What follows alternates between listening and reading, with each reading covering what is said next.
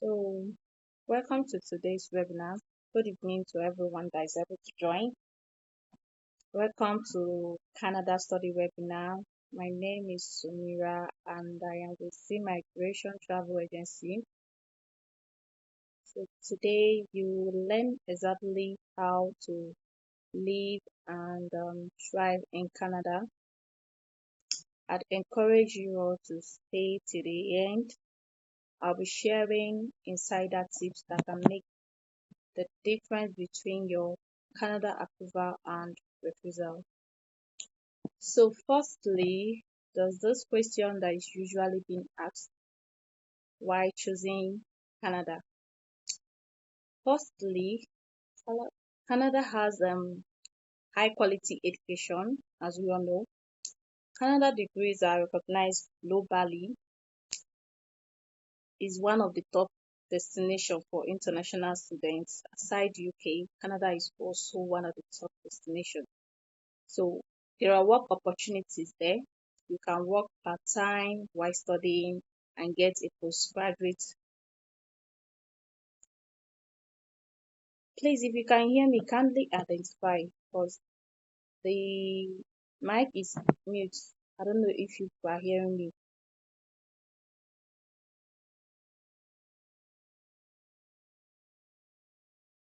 Should I proceed?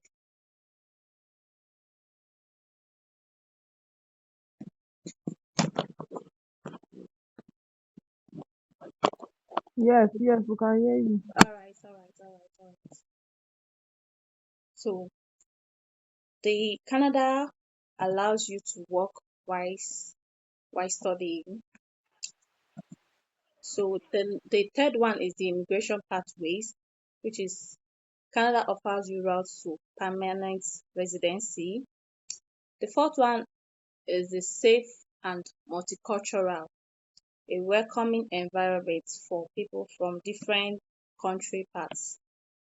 So regarding the study pathways in Canada, there are multiple study options: the diplomas, the bachelor's degrees, the master's degrees, and the postgraduate certificates.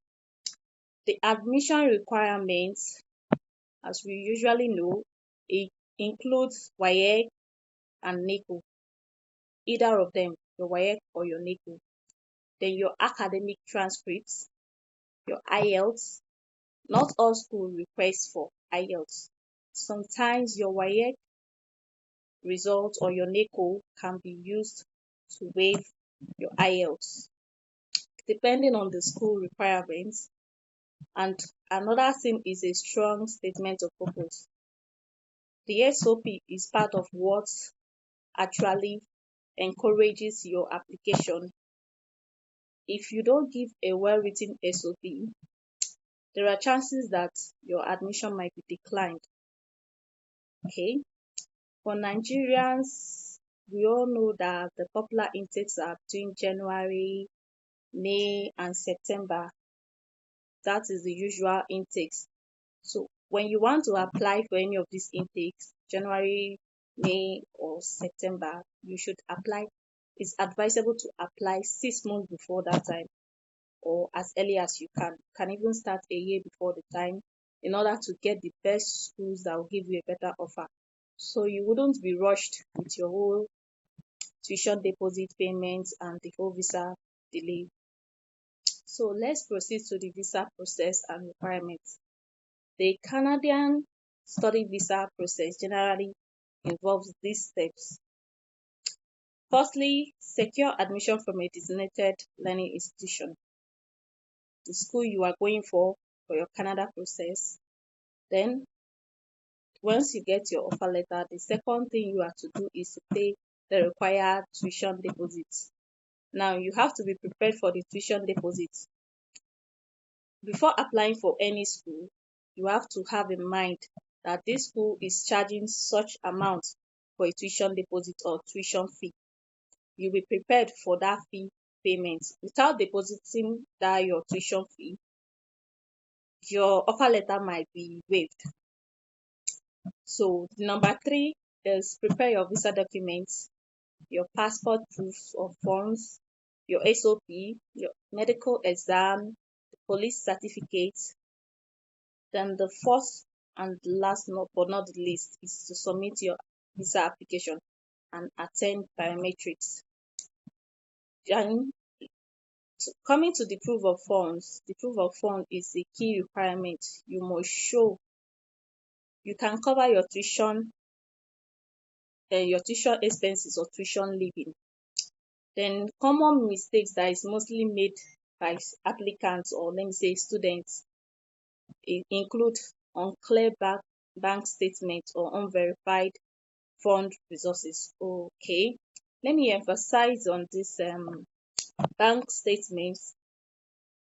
As you know, there is no way you will be going for your study visa without a proper bank statement. So whoever is going to prepare your bank statement, it should be a verified source, because those can actually cause your visa refusal. Then another thing is your statement of purpose. Your statement of purpose is another thing that will give high chances of your offer letter coming early. And again, your grading. If you are someone that came out with a second class or third class or first class, if they want to give offer letter, they start with the first class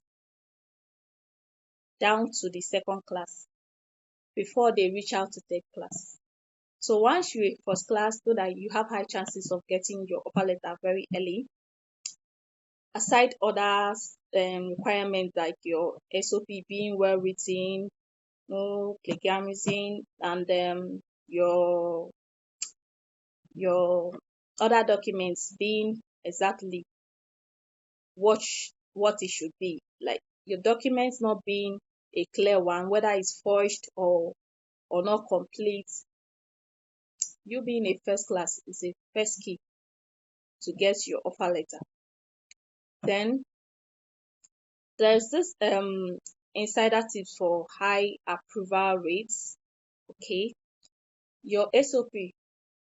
If you get your SOP well written according to your own words, that one gives a high approval rate for your admission. Then your proof of fund, something that is up to 6 months as it should be, and that is verifiable.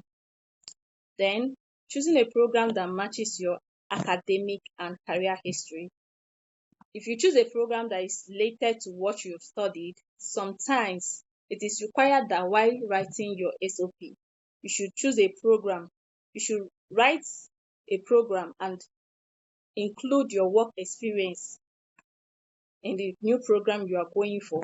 Like your work experience should be related to the new program you are going for. Let's say, let's take this for instance, someone that went for business administration. Your undergraduate degree is a business administration, and you are going for digital marketing. Yes, digital marketing. Okay, I think this is kind of related. Your work experience should be something related to business management and stuff. So going for digital marketing, you have high chances of getting a quick response, that is an offer letter from the school. And again, I say your your your third class or first class or second class determines if you get a faster offer letter.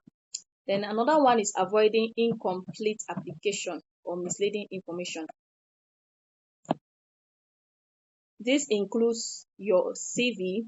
When you are writing your resume, it should be well documented, from your education level to your first work experience to your current work experience. And remember, your work experience should be it should be up to 5 years or more. Anything below that, chances that the school will reject your application. So these are things that will give high risk on your application. So your resume, your SOP, your proof of funds, and your academic history, that is your transcript and certificates. they are well documented and well as detailed, it will give high approval for your application. Then the major question is life in Canada. Yes, it's an environment that you have to live, not just study, you also live there. So, what is life in Canada like? While studying in Canada, you can work up to 20 hours during the week and the semester. You can work full time during breaks. During the semester, you can work 20 hours, while during break, you can work full time. The cost of living varies, but expect to budget for rent, budget for your groceries, your transportation, and your utilities. These are daily life expenses. There is strive of network with other students. You can join communities, events, and use campus resources for more career growth. You can join numerous students to get familiar with the environment. There is good social interaction with the other students. So if you are coming with your dependents, like Canada allows you to come with your dependents while studying, just like UK, for depending on the program you are going for. So your spouse can apply for an open work or time, full work or part-time work. Your children can also attend the public schools for free. Then that is where we also come in. If you want to travel with your family, we help guide you through the whole process, both applying for your own study and applying for your family visa. Then if you are ready to start your hello, I don't know if you can hear me. Hello. I can hear him. Stay with you. All right. So if you're ready to start your Canada study journey, Z Migration is here to help you from application to arrival. We'll guide you on each step you take. We'll correct you. And there's a very interesting thing about you starting your application with us. We'll assist you with your SOP. If there's any of your documents that needs to be worked on, we can assist you on that. Your SOP, we can give you a well-written SOP. We can help you with your um, bank statements. That is your proof of funds. We can help you with that. But that will be explained furthermore when you send us a message. If you are willing and ready to start your application with us, or have special services that will interest you more. So before I round up this webinar, if you have any question, kindly drop. Let me take.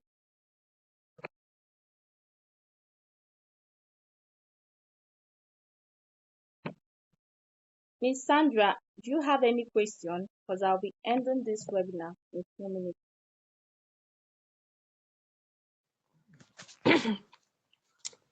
Thank you for the opportunity. Anyway, my question is about you talked about changing course or rather switching courses. Maybe yeah, you studied business administration before and you want to switch course based on your work experience.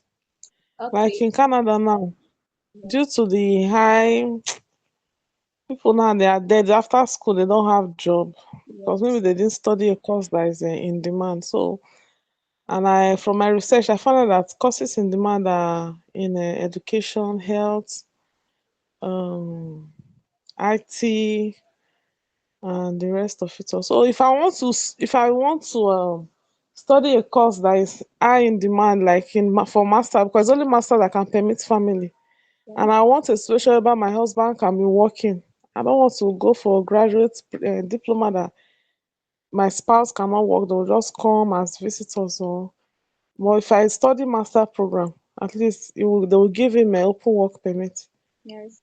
spouse work permit. So I was thinking maybe I can be able to switch to a course that's related to education or maybe social work.